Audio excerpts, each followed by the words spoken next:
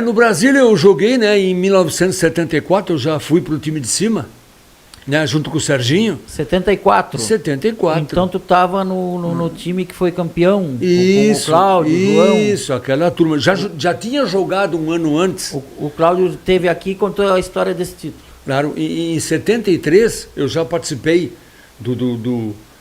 da equipe principal do Grêmio Esportivo Brasil. Né? Eu e o Serginho, éramos os dois goleiros. Né?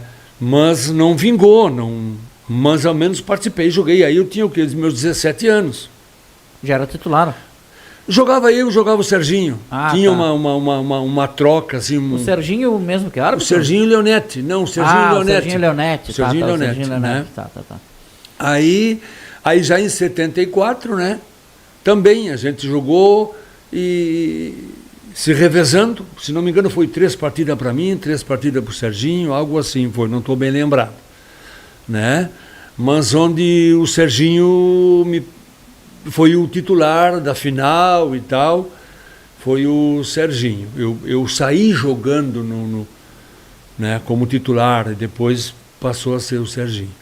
Aí já campeão em 74, não fiquei no Brasil, o Vitoriense me convidou para jogar no Vitoriense, né?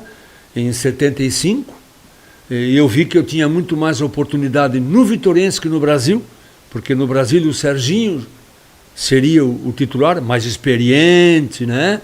Entendeu? Eu recém começando, ainda aprendendo. Mas o Vitoriense apostou em mim e fomos campeões em 75 em cima do Brasil. Entendeu? Onde ganhamos de 1-0. E foi aí que eu comecei a me destacar. Né? O Cláudio, deixa eu te perguntar, já que falaste aí. Então, quando eu entrevistei o Cláudio aqui, ele disse até que na visão dele o time de 75 do Brasil era melhor ainda que o de 74 e perdeu. E o de 74, tu concorda com ele? Tu acha que o de 75 do Brasil era melhor? Sim. Porque as nossas vitórias, por exemplo, como no Vitoriense, né? As contratações da época do Vitoriense foi eu no gol e o saudoso Kaká, que era do Rio Branco, lateral esquerdo. Né? E foi o Kaká que fez o gol. Quer dizer, e modéstia à parte, eu fechei o gol. Então, foi assim, era assim que o pessoal comentava. Levaram o Narega fechou o gol, levaram o Kaká e o Kaká fez o gol da vitória. Nós ganhamos 1-0 do Brasil, esse timaço que é do Brasil. No estádio do Vitoriense. No estádio do Vitoriense.